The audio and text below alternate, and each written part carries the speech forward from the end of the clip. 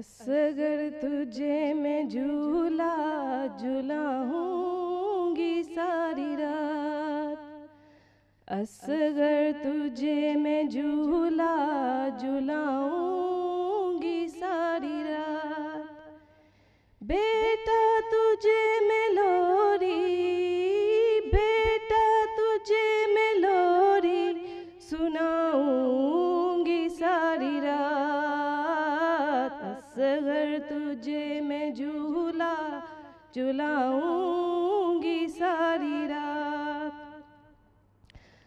آ جا کے بن رہا ہے اندھیرا اے میرے لال، خود آ کے دیکھ لے تو ہوا کیا ہے میرا حال، روؤں گی ساتھ تجھ کو، روؤں گی ساتھ تجھ کو، سلاؤں گی ساری رات، اصغر تجھے میں جھولا جھلاؤں گی ساری رات، کہتی ہوں پاس جھولے کہ اتنا تا سوچ کے، ماں کے صدا پہ بیٹا تو آئے گا لوٹ کے، گودی میں تجھ کو اپنی، گودی میں تجھ کو اپنی بٹھاؤں گی ساری رات، اصغر تجھے میں جھولا جھلاؤں گی ساری رات، آواز دے رہی ہے سکینہ کہاں ہو تم، ماں اور بہن پہ کس کو ادارا کرو رحم، کیسے بنھا تمہارے، کیسے بنھا تمہارے بتاؤں گی ساری رات، اصغر تجھے میں جھولا جھلاؤں گی ساری رات، تو روٹھ کیوں گیا ہے میرے لال یہ بتا، کیا ماں سے ہو گئی ہے کوئی بھول یا خطا، ہے درد اپنے دل کا، ہے درد اپنے دل کا بتاؤں گی ساری رات، اصغر تجھے میں جھولا جھلاؤں گی ساری رات، تقدیر کا یہ کیسا میرا امتحان ہے، کس کو بتاؤں مشکل میں اب میری جان ہے، اس بے بسی سے آنسو، اس بے بسی سے آنسو بہاؤں گی ساری رات، اصغر تجھے میں جھولا جھلاؤں گی ساری رات، تھامے ہوں اپنے ہاتھوں میں جھولے کی ڈوریاں، دے دے کے تھک گئی ہوں خیالوں میں لوریاں، امید کے دیے میں، امید کے دیے میں جلاؤں گی ساری رات، اصغر تجھے میں جھولا جھلاؤں گی ساری رات۔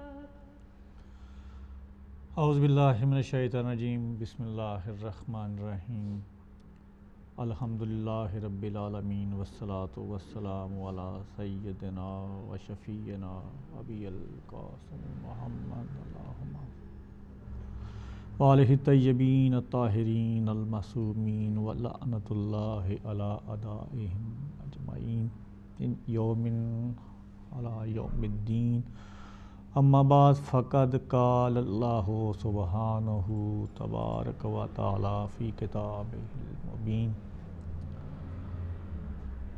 السلام علیکم ناظرین، مدینہ سے کربلا تک کی ایک اور منزل، ایک اور پروگرام آپ کی خدمت میں پیش کرنے کی سعادت حاصل کر رہا ہوں۔ آج دن قریب آ رہے ہیں، یوم عاشور، یعنی یہ جو پہلے 10 دن ہوتے ہیں، جہاں کہیں بھی مسلمان آباد ہیں اور ان کا کسی بھی مسلک سے، کسی بھی فقہ سے، کسی بھی فکر سے تعلق ہے، کم از کم محرم کے چاند کو دیکھنے کے بعد 10ویں محرم تک یعنی یوم عاشور تک ہر مسلمان رنجیدہ نظر آتا ہے، ہر مسلمان سوگوار نظر آتا ہے، اور اپنے اپنے انداز سے ہر کوئی امام علی مقام، ان کے رفقا، ان کے اصحاب و انصار اور ان کے اعزاء و رشتہ دار، تمام شہدائے کربلا اور پھر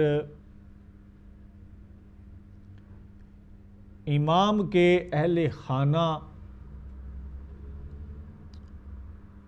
جو یوم عاشور کے بعد قید ہو کر کربلا سے روانہ ہوئے،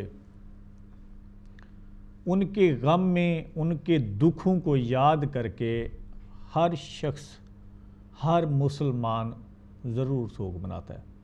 انداز اپنا اپنا ہو سکتا ہے، اور میرے خیال میں کہ یہ کسی کو کسی پہ کوئی اعتراض بھی نہیں، جیسی جیسی کسی کی محبت ہوتی ہے اسی طرح سے سوگ بھی کیا جاتا ہے۔ لیکن یہ بہرحال بات اٹل ہے کہ 1400 سال گزرنے کے باوجود اگر آج بھی ہر اسلامک کنٹری میں، اور جو اسلامک کنٹریز نہیں ہیں لیکن وہاں پہ مسلمان آباد ہیں، تو یہ ان مسلمانوں کو کریڈٹ جاتا ہے، اور میں ان کو سلام پیش کرتا ہوں جنہوں نے دوسری تہذیبوں میں جا کے، دوسرے مذاہب کے ملکوں میں جا کے بھی محرم کے ایام میں، یا محرم کا کم از کم جو پہلا عشرہ ہے، تمام مسلمان امام علی مقام کی یاد میں سوگوار نظر آتے ہیں، اور پھر اپنے اپنے انداز میں کوئی نیاز پکا کے تقسیم کر رہا ہے، کوئی ماتمی جلوس لے کے جا رہا ہے، کسی نے شبیہ ذوالجناح نکالا ہے، کسی نے تعزیہ نکالا ہے، کہیں پہ مجلس بپا ہے، تو یہ سارے اپنے اپنے انداز ہیں۔ اگر کوئی شخص یوم عاشور کو اپنے گھر میں کوئی چاول یا کوئی نیاز پکا کے وہ دوسرے کے گھر میں بیچتا ہے، تو اس سے وہ پوچھتا ہے کہ یہ چاول یا یہ جو نیاز آپ نے بھیجی ہیں یہ کس چیز کی ہیں، یہ نیاز کس چیز کی ہے، تو بتانے میں پتہ چلتا ہے کہ آج امام حسین علیہ السلام کی شہادت کا دن ہے۔ اسی طرح ہماری جو آنے والی نسلیں ہیں وہ بزرگوں سے یہ سیکھتی ہوئی یہاں تک اگر ہم پہنچے ہیں، تو ہماری آنے والی نسلیں بھی ہم سے سیکھتی ہوئی انشاءاللہ العزیز۔ کربلا چونکہ ایک فلسفے کا نام ہے، اور کربلا میں امام علی مقام کو مٹانے والے یا دین کو مٹانے والے خود مٹ گئے، لیکن امام علی مقام آج بھی ہر مسلمان کے دل و دماغ میں زندہ ہے اور زندہ و تابندہ رہیں گے۔ ہر شخص کی یہ خواہش ہے کہ یا اللہ ہمیں کاش وہ موت نصیب ہو جو امام حسین علیہ السلام کو نصیب ہوئی۔ تو اس کا مطلب یہ ہے کہ جہاں پہ ہم امام عالی مقام سے محبت کا اظہار کرتے ہیں، یہ جو ان کے غم میں ہم آنسو بہاتے ہیں، یہ کہ ان کے غم میں جو ماتم داری، یہ جو ان کے غم میں جلوس نکلتے ہیں، یہ جو ان کے غم میں نیازیں بانٹی جاتی ہیں،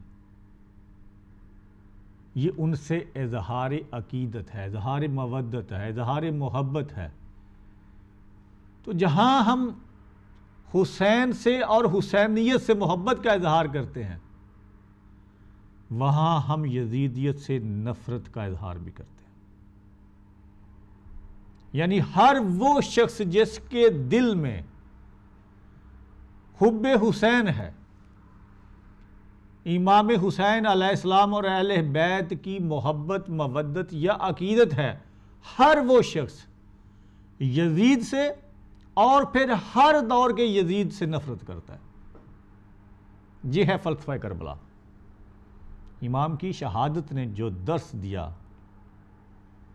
وہ یہی ہے کہ ہر دور کے یزید سے نفرت کی جائے اور پھر ہر دور کے ظالم یزید کے خلاف برسر پیکار ہوا جائے۔ یہ ہے فلسفہ کربلا۔ کربلا اہل اسلام کے لیے سب سے بڑی درسگاہ ہے۔ کربلا نے اخوت و مساوات کے وہ نقوش چھوڑے ہیں کہ اسی خاک پہ جون کا بھی خون ہے اور اسی خاک پہ علی اکبر کا بھی خون ہے۔ یہ مساوات ہے۔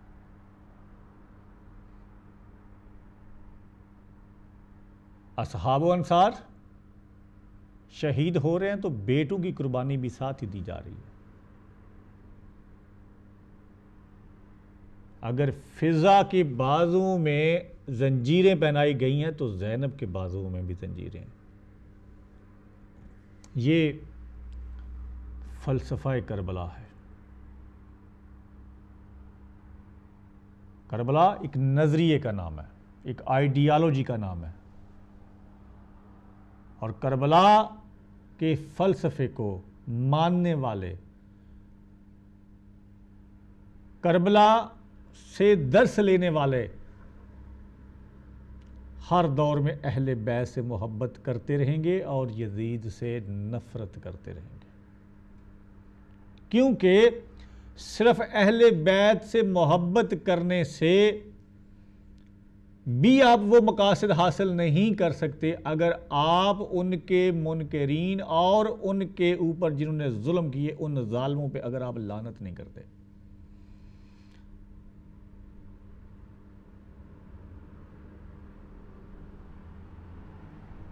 ظلم سہنے والا بھی کہتے ہیں کہ ظالم ہوتے ہیں،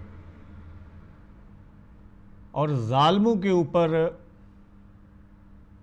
لعنت نہ کرنا، ظالموں سے نفرت کا اظہار نہ کرنا بھی ان کے ظلم میں شامل ہونے والی بات ہے۔ لہذا کربلا ہمیں یہی سبق دیتا ہے کہ اہل بیت سے محبت کرو، حسین سے محبت کرو، حسینیت سے محبت کرو اور یزید سے نفرت کرو، ہر دور کے یزید سے نفرت کرو، یزیدیت سے نفرت کرو، کیونکہ یزیدی کردار ہر دور میں رہے۔ یہ ان کرداروں سے نفرت ہے۔ میں نے پچھلے پروگرامز میں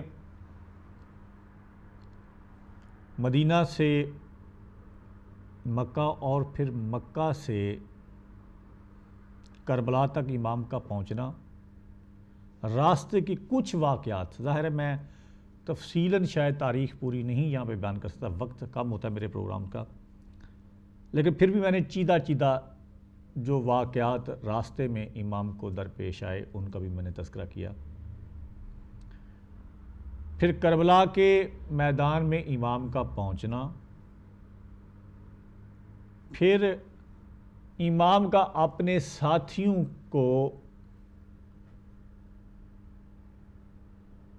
یہ کہنا کہ اب تم جانا چاہو تو جا سکتے ہو، کیونکہ یزیدی لشکر یا یزیدی میرے خون کے پیاسے ہیں۔ اور پھر امام کے ساتھیوں کا اظہار وفا کرنا، اور جس میں امام کو کہنا پڑا کہ یا اللہ تیرا لاکھ لاکھ شکر ہے، تو نے مجھے وہ اصحاب، مجھے وہ ساتھی نصیب کیے جو شاید میرے نانا اور میرے باپ کو بھی نصیب نہیں ہوئے۔ اور پھر ان ساتھیوں نے ثابت کیا، ایک بھی ایسا نہیں ہے جو پیچھے ہٹ رہا ہے، جب تک جان امام کے قدموں پہ نچھاور نہیں کر دی کسی نے پیٹھ نہیں دکھائی۔ ٹھاٹھیں مارتا ہوا سمندر کی طرح یزیدی لشکر، اور ادھر کون ہے؟ کوئی 90 سال کا مجاہد، کوئی ایسے ساتھی جن کو شاید جنگ کا تجربہ بھی نہیں تھا، جنہوں نے کبھی شاید زندگی میں کسی جنگ میں حصہ بھی نہیں لیا تھا، کچھ ایسے بھی لوگ تھے، لیکن کسی نے پیٹھ نہیں دکھائی، کیونکہ وہ ایک نظریے کے پیچھے تھے، ایک آئیڈیالوجی پہ چل رہے تھے، اور وہ نظریہ کیا تھا؟ اسلام کی بالادستی، قرآن کی بالادستی، کہ جب بات اسلام کو بچانے کی آئے، جب بات دین کو بچانے کی آ جائے، تو پھر گھر بار تن من دھن سب کچھ قربان کر دے۔ یہ فلسفہ حسینی ہے، اور امام کے ساتھیوں نے اس پہ عمل کر کے دکھایا۔ یہ فلسفہ کربلا ہے۔ آج ہم نے ایک منزل اور آگے بڑھنا ہے۔ پانی 7ویں محرم کو بند کر دیا گیا۔ یہ تاریخ میں ملتا ہے کہ چونکہ امام نے جہاں پہ خیمے لگائے تھے، یا جہاں پہ امام کو خیمے لگانے پہ مجبور کیا گیا تھا، وہ دریائے فرات سے کچھ فاصلے پہ، تاکہ وہاں جانے میں کچھ دیر لگے، یعنی اتنی آسانی سے پانی تک رسائی حاصل نہ ہو امام علی مقام اور ان کے ساتھیوں کی۔ کچھ جگہوں پہ میں نے یہ بھی پڑھا ہے کہ پانی تو شاید اسی وقت ہی امام پہ بند کر دیا گیا تھا جب کربلا میں خیمے لگ گئے، لیکن جو پانی امام ساتھ لے کے آئے تھے پچھلی منازل سے، اور وہ پانی جس پانی سے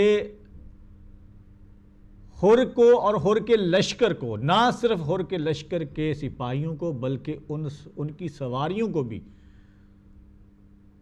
ذو حشم کے مقام پہ پانی پلایا گیا،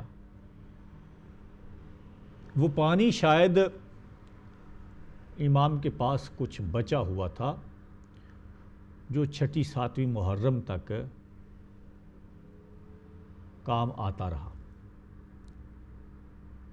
لیکن کچھ تاریخی واقعات ایسے بھی ہیں کہ 7ویں محرم کے بعد پانی جو ہے وہ کلی طور پہ بند کر دیا گیا، یعنی دریائے فرات کے اوپر پہرے بٹھا دیے گئے کہ امام حسین علیہ السلام یا ان کا کوئی بھی ساتھی یہاں سے پانی کا ایک قطرہ بھی لے کے نہ جائے۔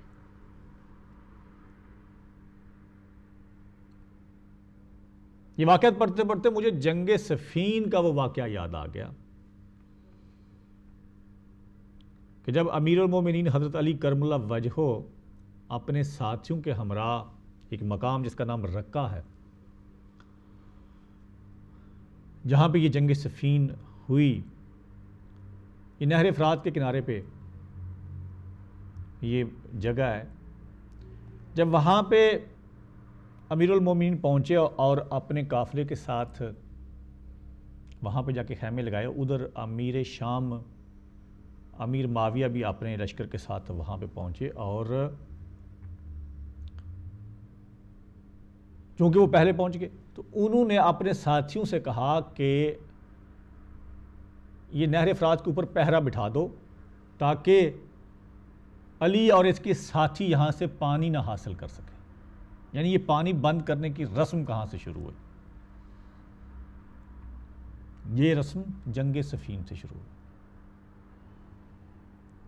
جب امیر المومنین کے ساتھی جب گئے نہر پہ پانی لینے کے لیے تو دیکھا کہ وہاں تو سپاہی کھڑے ہیں امیر شام کے, اور انہوں نے کہا جی کہ آپ پانی یہاں سے نہیں لے سکتے.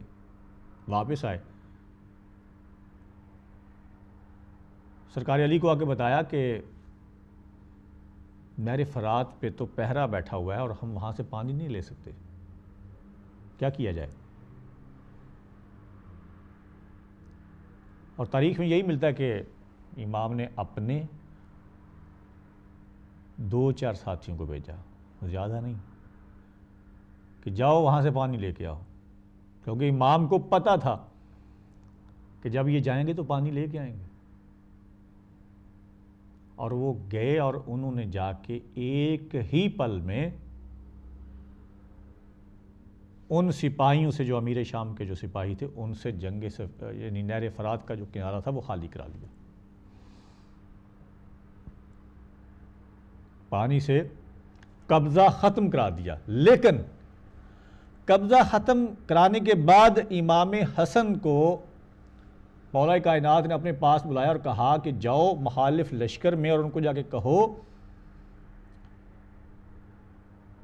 کہ گو کہ ہم نے تمہارا قبضہ ختم کرا دیا ہے اور اب ہم چاہیں تو قبضہ کر سکتے ہیں, لیکن ہم غاصب نہیں ہیں. اور یہ نہر فرات جہاں سے چرند پرند سب پانی پیتے ہیں, تم لوگوں کو بھی اجازت ہے جتنا چاہو پانی پیو. یہ پانی جس طرح ہمارے لیے اسی طرح تمہارے لیے بھی ہے, تمہیں مکمل آزادی حاصل ہے. تو یعنی یہ پانی بند ہونا کہاں سے شروع ہوا؟ امام حسین علیہ السلام کے وہ ساتھی جو چاہتے تو شاید جا کے وہ قبضہ نہر فرات سے چھڑا سکتے تھے, اور کم از کم خود جا کے پانی پی کے آ سکتے تھے. اگر وہ خیموں میں پانی نہ بھی لا سکتے تو کم از کم ان میں اتنی سکت, اتنی طاقت تھی کہ وہ جا کے نہر فرات سے جا کے خود پانی پی کے آ سکتے تھے. لیکن کیا کمال کے ساتھی تھے امام کے, کسی نے یہ قصد نہیں کیا. جب پانی بند, جب یہ پانی امام پہ بند, امام کے بچوں پہ یہ پانی بند ہے, تو ساتھی کیوں پانی پئیں؟ یہ امام حسین کے ساتھی ہیں. کسی نے پانی کی طرف منہ ہی نہیں کیا. اور پھر یوم عاشور کو جب جنگ کی اجازت مانگنے آ رہے ہیں نا یہ اصحاب و انصار, 3 دن کے یہ پیاسے ساتھی, 3 دن کے. ہم ایک دن روزہ رکھتے ہیں اور ہمیں اندازہ ہے کہ شام کو پیاس سے ہم کتنے نڈال ہوتے ہیں. عرب کا صحرا, تپتی ریت, آگ برستا سورج, اور لڑنے کے لیے ایک مجاہد جا رہا ہے جس نے 3 دن سے پانی نہیں پیا. لیکن پیشانی پہ پریشانی کے کوئی اثار نہیں. جذبہ شہادت, جوش شہادت میں وہ اتنا مسرور ہے کہ امام اجازت دیجیے اب میں جنگ کو جاؤں گا. ایک دوسرے سے سبقت لے رہے ہیں. جذبہ شہادت, یہ فلسفہ کربلا ہے.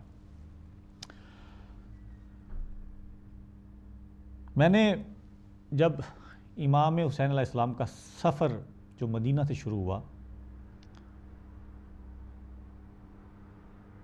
اس دن میں نے عرض کیا تھا کہ جب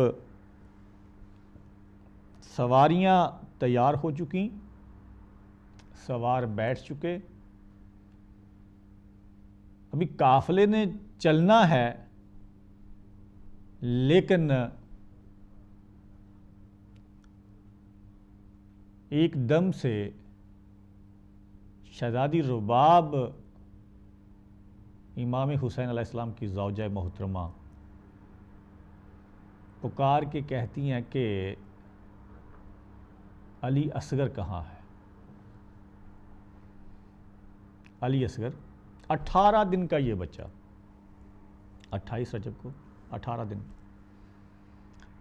اور میری وہ مائیں بہنیں اللہ تعالیٰ نے جن کی گودیں آباد کی ہیں، جن کے گھر میں جھولے پڑے ہوئے ہیں، میری دعا ہے کہ اللہ تعالیٰ میری ہر اس بہن کو جس کی اولاد نہیں ہے، شہزادی رباب کی اجڑی ہوئی گود کے صدقے خدا اسے اولاد نرینہ عطا فرمائے۔ آج کی رات شہزادہ اصغر کی رات ہے، اور میں چاہوں گا کہ آپ اگر یہ پروگرام دیکھ رہے ہیں تو ضرور دعا کیجئے ان تمام میرے بہن بھائیوں کے لیے جن کی اولاد نہیں ہے، کہ اللہ تعالیٰ ان کو اولاد نرینہ عطا فرمائے۔ بڑی حسرتیں ہوتی ہیں جب کوئی چھوٹا مہمان گھر میں آنے والا ہوتا ہے تو مائیں پہلے سے کپڑے تیار کرنے لگتی ہیں، پہلے سے جھولا گھر میں لا کے رکھ دیتی ہیں۔ اب یہ اچانک سے خیال آیا رباب کو، پہلے ذہن میں تھا کہ شاید علی اصغر کبریٰ کے پاس ہو، شاید علی اصغر رقیہ کے پاس ہو، لیکن ایک دم دیکھا مڑ کے علی اصغر نہیں ہے۔ تو بی بی نے سوال کیا، علی اصغر کہاں ہے؟ امام حسین علیہ السلام اگلی سواری سے لے کے پچھلی سواری تک گئے، لیکن کسی کی گود میں شہزادہ علی اصغر نظر نہیں آئے۔ امام گھر واپس گئے اور دیکھا کہ یہ 18 دن کا بچہ اپنی بہن شہزادی صغریٰ جو مدینہ میں ہی رہیں، بیماری کی وجہ سے ان کو ساتھ نہیں لے جایا گیا، بہن کے ساتھ لپٹا ہوا یہ شہزادہ، کہا صغریٰ بیٹا لاؤ علی اصغر مجھے دے دو۔ کہا بابا سب نے کوشش کی، پھوپھی اماں نے بھی، اماں جان نے بھی، بہن کبریٰ نے بھی، کسی کے پاس علی اصغر نہیں گیا۔ آپ بھی کوشش کر کے دیکھ لیں، اگر علی اصغر چاہتا ہے تو لے جائیں، ورنہ بابا علی اصغر کو میرے پاس ہی چھوڑ جائیں۔ یہ بڑی فطری سی بات ہے کہ بہنوں کو چھوٹے چھوٹے بھائیوں سے کھیلنے کا بڑا شوق ہوتا ہے، اور یہ بچے جو ہوتے ہیں یہ بھی اپنی بہنوں کے ساتھ بڑے مانوس ہوتے ہیں۔ خیر یہ میں واقعہ بتا چکا کہ امام نے علی اصغر کو لیا اور قافلہ وہاں سے چل دیا۔ شہزادہ علی اصغر اور شہزادی سکینہ، یہ 2 بچے ہیں شہزادی رباب کے۔ کربلا کے میدان میں بتاتے ہیں کہ 4 سال کی عمر تھی شہزادی سکینہ کی، اور عاشور کے دن 6 ماہ کی عمر تھی شہزادہ علی اصغر کی۔ یعنی یہ 2 بچے شہزادی رباب کے، اور یہ وہ شہزادی ہے، میں نے کل عرض کیا تھا کہ کتنی بہادر مائیں تھی کربلا کی، جہاں بڑے بڑے سپہ سالار، بڑے بڑے جری جوان، جنہوں نے بڑے بہادری کے جوہر دکھائے اس کربلا کے میدان میں، لیکن جو جوہر کربلا کی ماؤں نے دکھائے ہیں نا، وہ تاریخ میں مثال نہیں ملتی۔ کتنی عظیم مائیں ہیں یہ۔ شہزادی رباب 2 بچے ہیں، ایک 4 سال کی بچی شہزادی سکینہ اور ایک 6 ماہ کا معصوم علی اصغر۔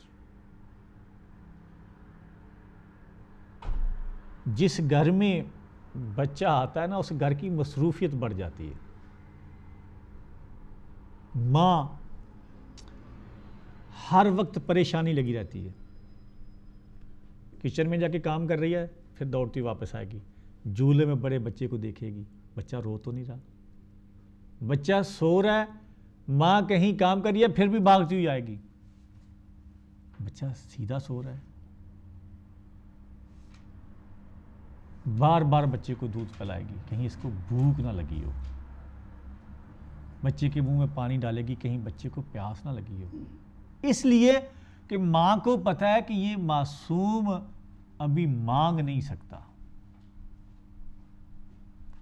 اور پھر ماں کو یہ بھی پتہ ہے کہ یہ بچہ اس کو بھوک جلدی لگتی ہے، اس کو پیاس جلدی لگتی ہے۔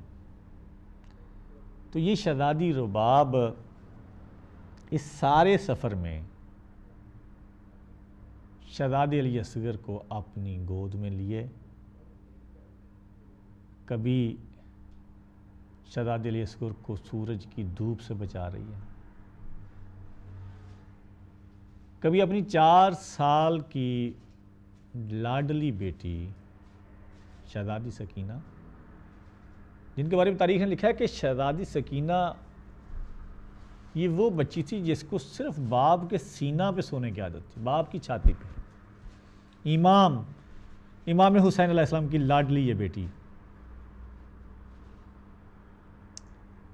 کبھی یہ علی اصغر کو گود میں لے کے بیٹھتی ہے اور اپنی توتلی زبان میں علی اصغر سے باتیں کرتی ہے۔ آج میں نے شہزادہ علی اصغر کی شہادت پڑھنی ہے، اور شہزادہ علی اصغر کی شہادت وہ شہادت ہے جس نے تاریخ کے اور آنے والے وقت کے ان تمام ظالموں کے منہ پہ ایسا تھپڑ مارا ہے جس کے نشان رہتی دنیا تک رہیں گے۔ ظلم کرنے والے ظالموں نے ظلم کی انتہا کر دی،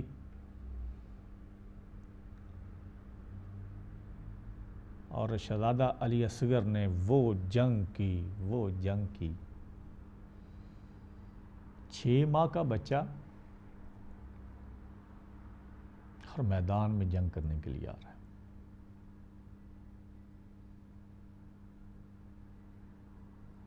کہتے ہیں کہ یہ خلافت کی جنگ تھی، یہ تو شاید کوئی اقتدار کی جنگ تھی۔ کبھی اقتدار کی جنگوں میں 6 ماہ کے بچوں کو بھی شہید کیا گیا۔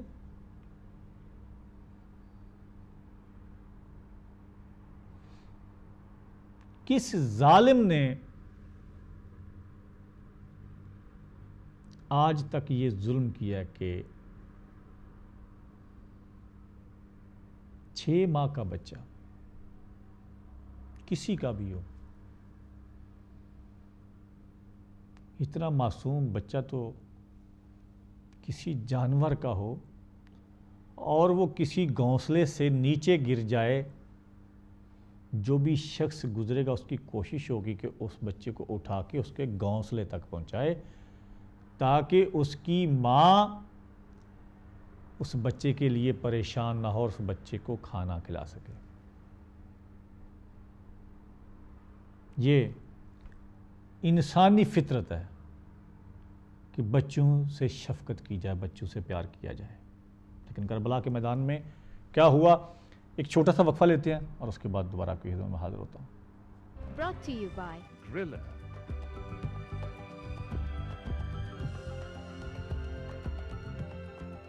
Ever Travel Limited.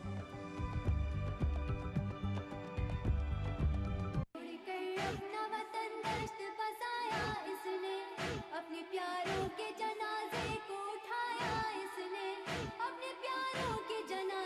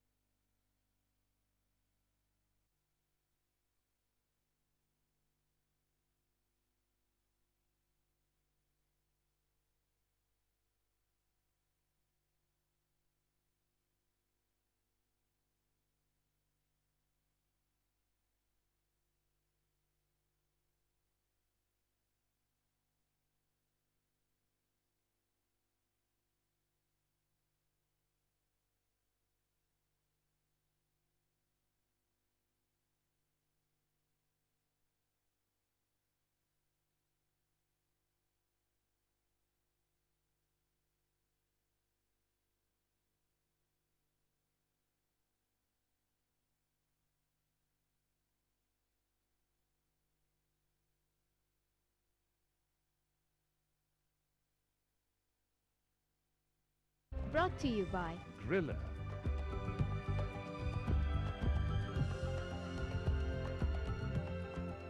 Ever Travel Limited.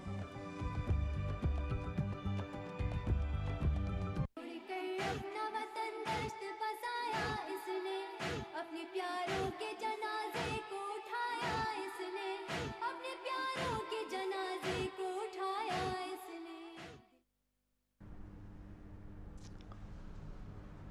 मैंने गुजारिश की थी कि आज का जो हमारा मज़मून है वो करबला का वो शहीद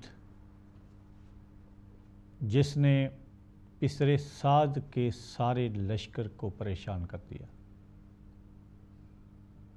अली अकबर गए, गाजी अब्बास गए, औनो मोहम्मद गए,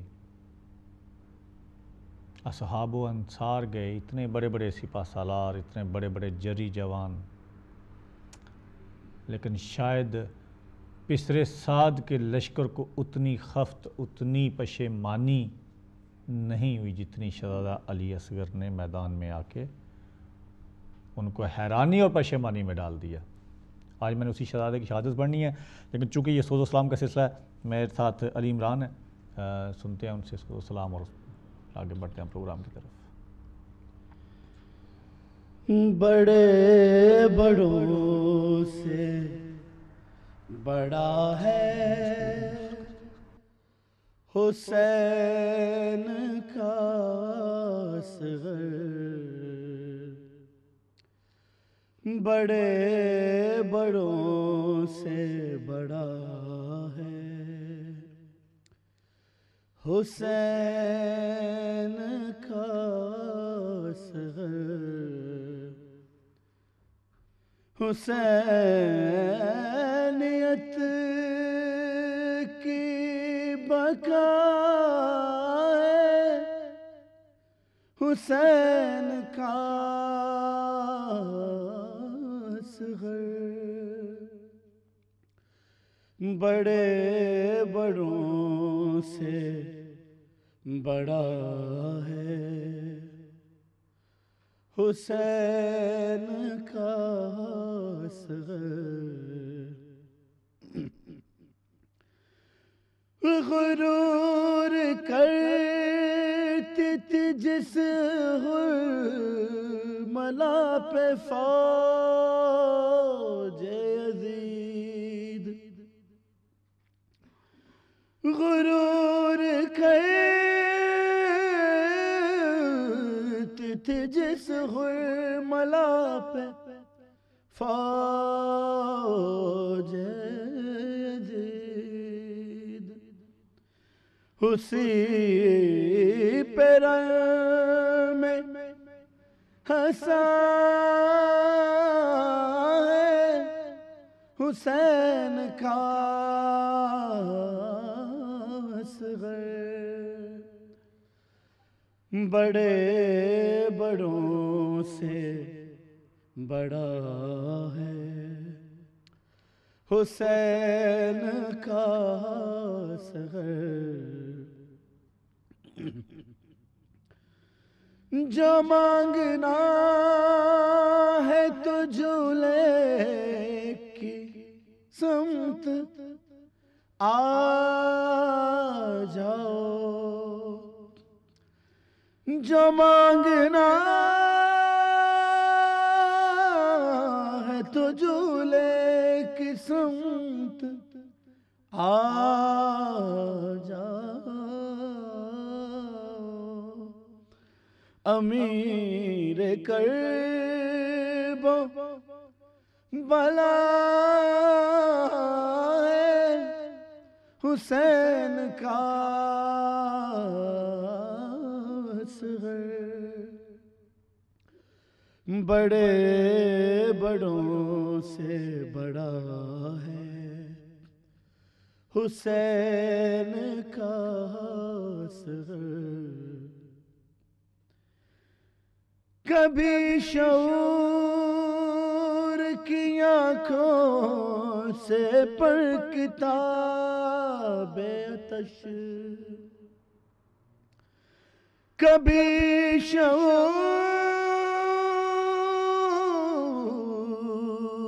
کی آنکھوں سے پڑھ کتاب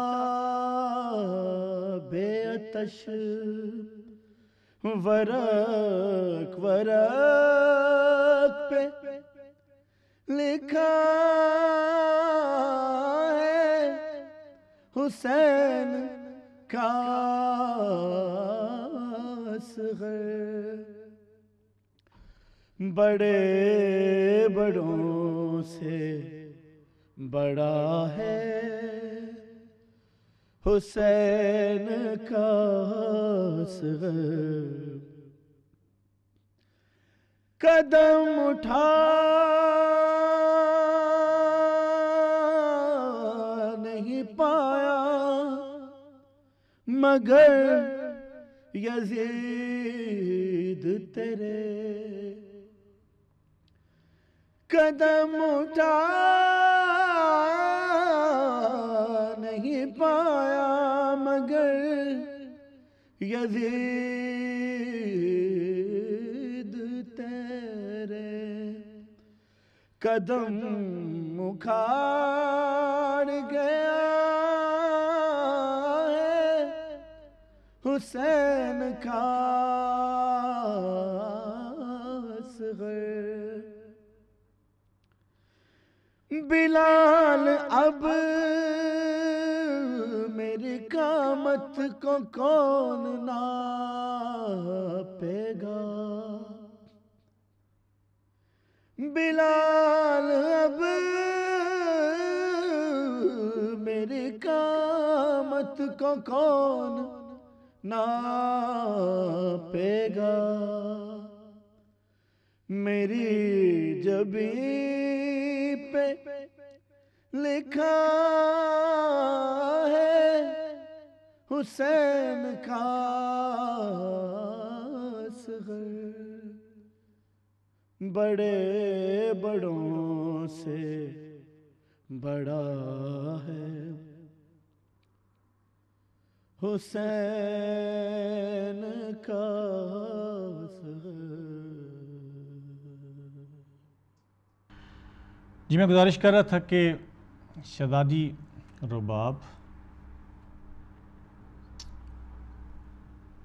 جن کی کربلا میں جو قربانی ہے وہ تو ہے ہی، لیکن اس شہزادی نے شام تک قربانی دی، 2 اولادیں، ایک بیٹا جو کربلا کے میدان میں 6 مہینے کا، اور ایک بیٹی 4 سال کی شہزادی سکینہ۔ کالر ہیں میرے ساتھ جی، السلام علیکم۔ جی بخاری صاحب جی جی کلام عرض کروں گا اگر اجازت ہو۔ جی بسم اللہ کریں۔ بانو نے کہا شان سے پیارے علی اصغر پیارے علی اصغر بانو نے کہا جان سے پیارے علی اصغر پیارے علی اصغر کیوں پاس ہمارے نہیں آتے علی اصغر پیارے علی اصغر بانو نے کہا جان سے جھولے کی جلی راکھ ہے اور خون بھرا کرتا سرمایہ ہے میرا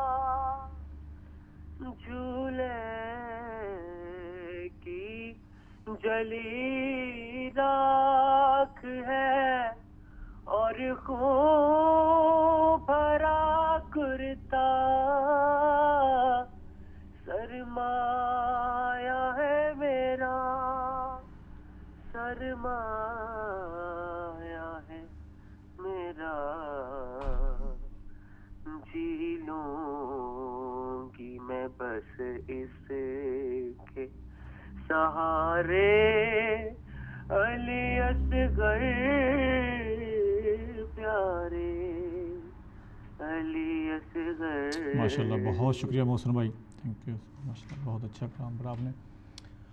صلوات و سلام کا چونکہ سلسلہ جی, اور میں چاہوں گا کہ سید غضنفر نقوی میرے ساتھ ہیں, ان سے کلام سنتے ہیں اور اس کے بعد پھر میں مضمون کو لے کے آگے چلتا ہوں. چلتی رہی جو حلق پر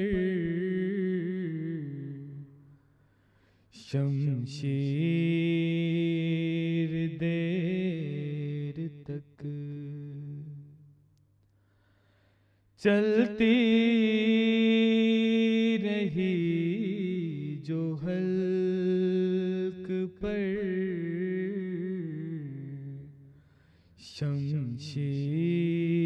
شمشیر دیر تک,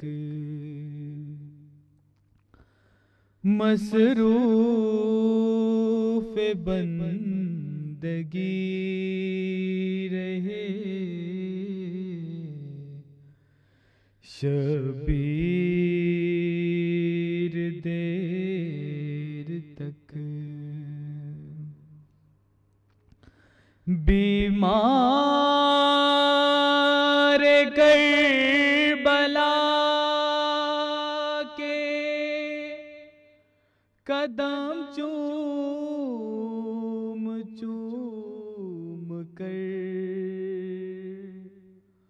روتی رہی ہے پاؤں کی زنجیر دیر تک, روتی رہی ہے پاؤں کی زنجیر دیر تک. زینب کا سر کھلا ہوا بازار شام میں, زینب کا سر کھلا ہوا بازار شام میں, تکتی رہی ہے چادر تطہیر دیر تک, ناظم ہمارا دل ہے عزا خانہ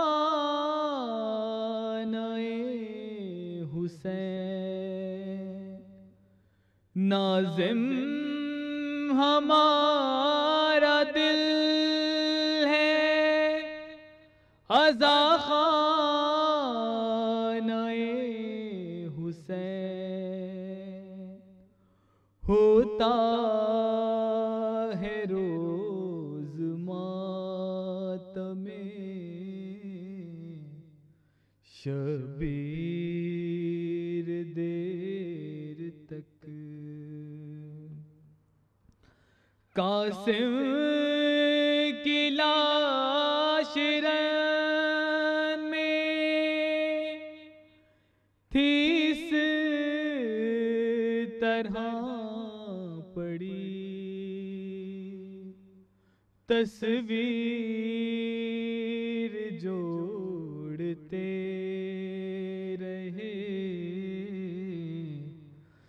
شبیر دیر تک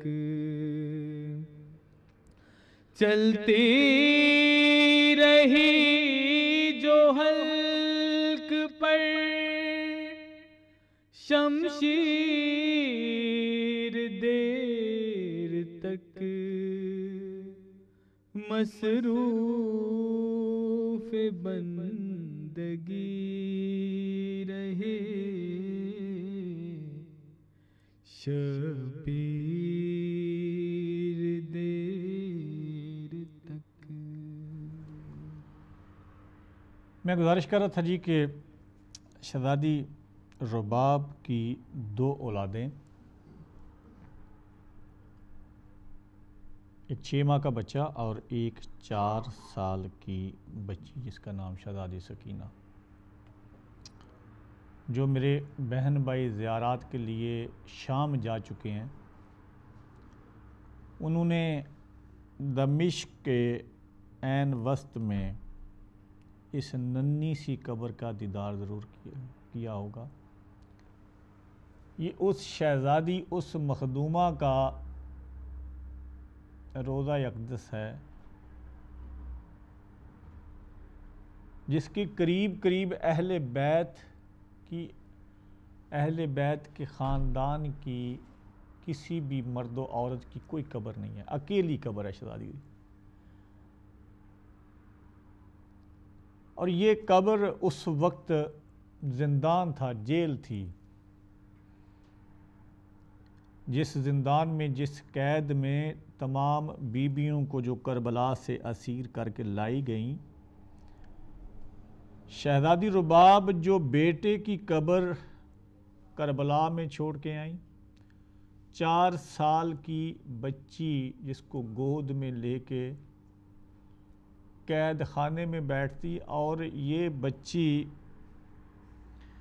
کبھی پھوپھی کی گود میں جا کے بیٹھتی کہ پھوپھی اماں ہمیں رہائی کب ملے گی. یہ معصوم سے سوال اس 4 سالہ بچی کے، پھوپھی اماں ہم یہاں سے کب جائیں گے. کبھی یہ شہزادی رباب کی گود میں جا کے بیٹھتی، اماں مجھے بہت ڈر لگتا ہے، ہم یہاں سے کب جائیں گے. اور یہی سوال کرتی کرتی یہ 4 سال کی بچی شام کے اس زندان میں ہی حالق حقیقی سے جا ملی. یہ قربانی جو شہزادی رباب کی دوسری قربانی جو شام میں جا کے شہزادی رباب نے دی. اصحاب و انصار جا چکے عاشور کے دن، اون و محمد جا چکے، علی اکبر جا چکے، غازی عباس جا چکے. اب خیموں میں مرد جنگ لڑنے والا کوئی نہیں بچا. ایک بیٹا امام سجاد بیمار کربلا جو غشی کی حالت میں خیموں میں پڑا ہے، بیماری کے عالم میں. امام علی مقام حجت تمام کرنے کے لیے خیموں سے باہر جاتے ہیں اور ایک اونچی جگہ پہ کھڑے ہو کے جا کے استغاثہ بلند کرتے ہیں. حل من ناصر ینصرنا، ہے کوئی مجھ حسین کی مدد کرنے والا؟ حل من مغیث یغیثنا، ہے کوئی مجھ غریب حسین کی مدد کرنے والا؟ مولا حسین یہ استغاثے بلند کر رہے ہیں کہ ایک دفعہ خیموں سے رونے کی آوازیں آئیں. امام دوڑتے ہوئے خیمے کو گئے، زینب ابھی میں زندہ ہوں، کیا ہوا، کیوں رو رہے ہیں آپ لوگ؟ شہزادی رباب آگے بڑھی کہ آقا حسین،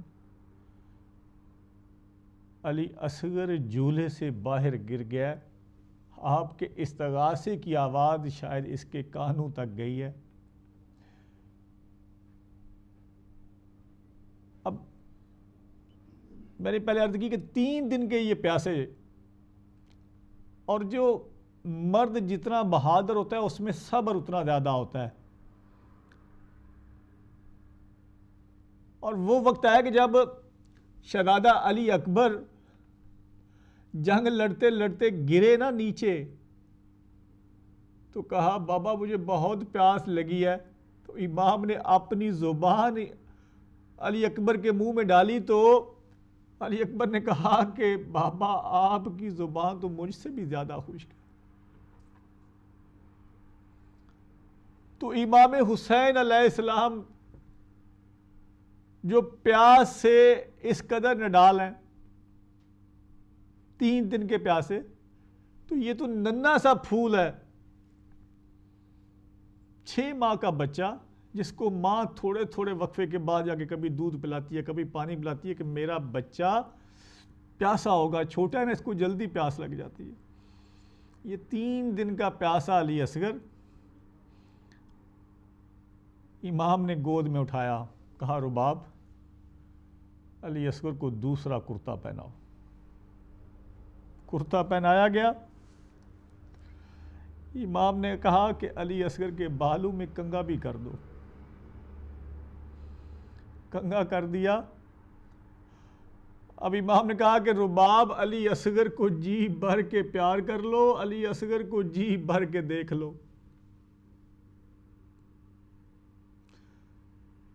شہزادی رباب نے سینے سے لگایا یہ ننھا سا پھول. امام نے کہا کہ اب سکینہ کی گود میں دو، جو چچا کو بار بار جا کے پیالہ دیتی تھی کہ چچا علی اصغر بہت پیاسا ہے، چچا غازی پانی لے کے آئیے، میرا چھوٹا سا بھائی بہت پیاسا ہے. رباب ایک دفعہ سکینہ کی گود میں علی اصغر کو دو، سکینہ جی بھر کے پیار کر لے. شہزادی سکینہ نے پیار کیا.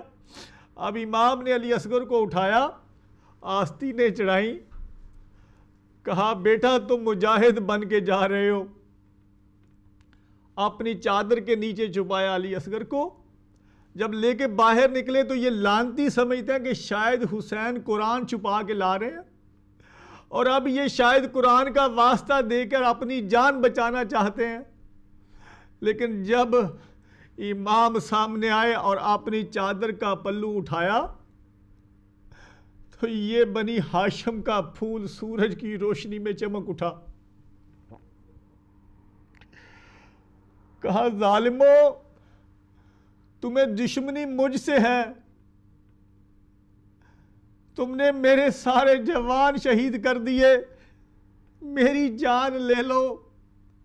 اس 6 ماہ کے بچے نے تمہارا کیا بگاڑا ہے، 2 گھونٹ پانی دے دو اس کے لیے. تاریخ لکھتی ہے کہ ایک دفعہ یہ سارے لانتی منہ دوسری طرف پھیر کے کھڑے ہو گئے. ایک ظالم آگے بڑھا اور کہا کہ حسین پانی تم نے پینا ہے اور بہانہ اس معصوم بچے کا کرتے ہو.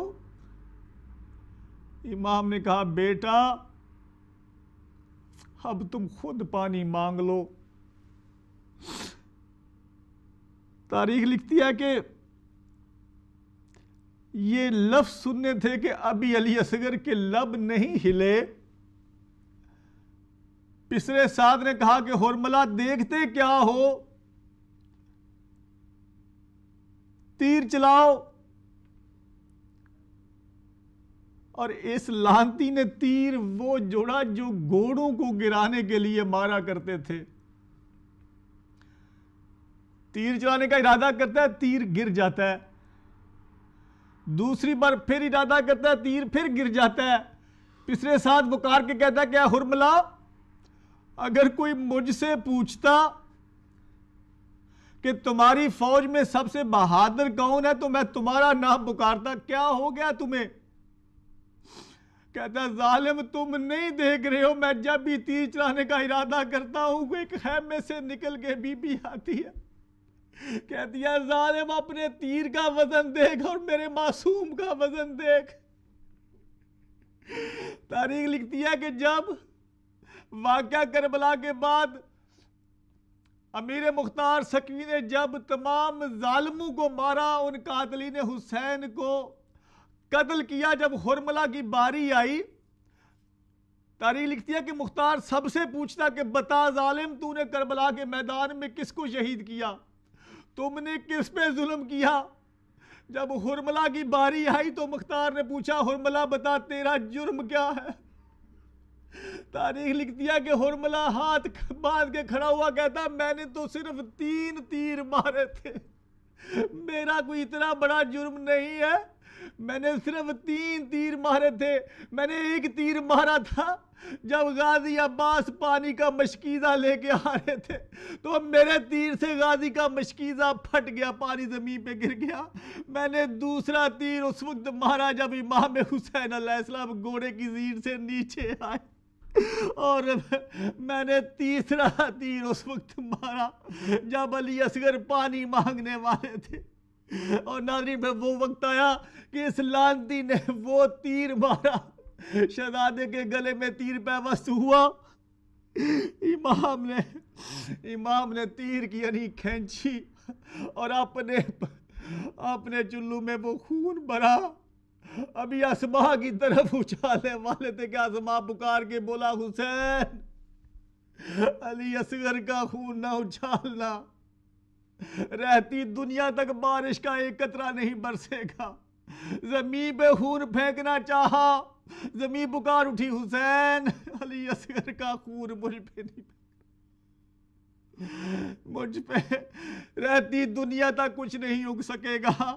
امام نے وہ خون ہاتھ سے اپنے ریش مبارک میں وہ خون بھلا اور کہا کہ میں میدان محشر میں اپنے خدا کے سامنے اس خون کے ساتھ میں پیش ہوں گا۔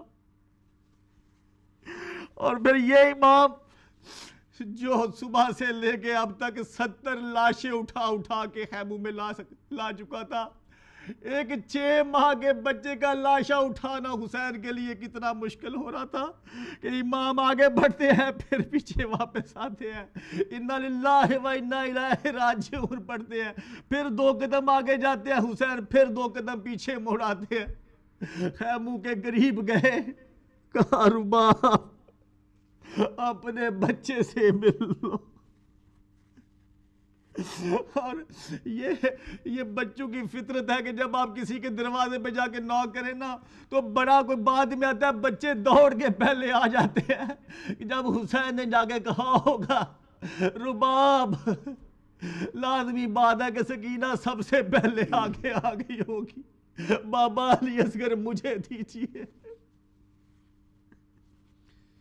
اور ناظرین امام حسین علیہ السلام نے یہ جو 70 لاشیں لائے تھے صبح سے ایک بھی دفن نہیں ہوا، یہ خاکے کربلا پہ پڑے ہیں، لیکن امام نے نہ جانے کیوں اپنی تلوار سے ایک ننھی سی قبر بنائی اور اس 6 ماہ کے بچے کو قبر میں لٹایا، اوپر مٹی ڈال دی۔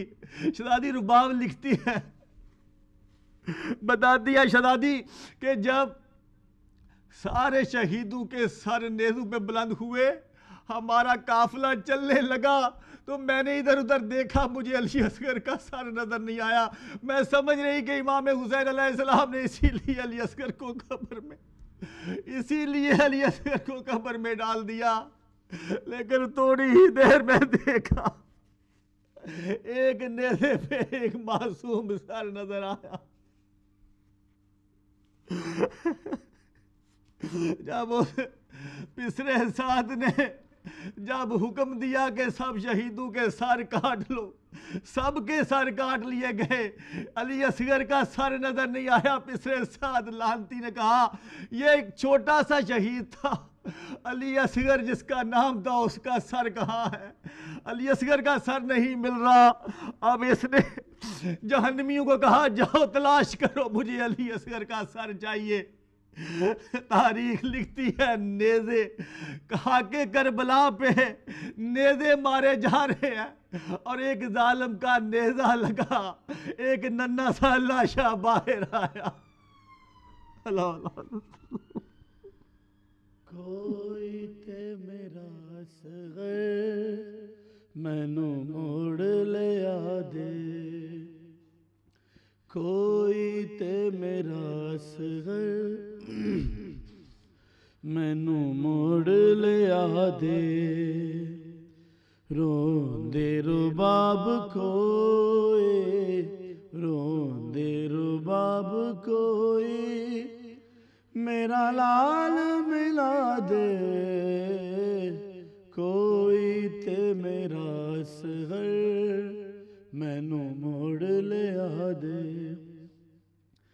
گیا پیاسا میرا اصغر او دے بعد ملیا پانی، آکھے سکینہ کوئی کرے اتنی مہربانی، میرے حصے دا پانی کوئی، میرے حصے دا پانی کوئی، او دی قبر تے پا دے کوئی تے میرا اصغر مینوں موڑ لیا دے۔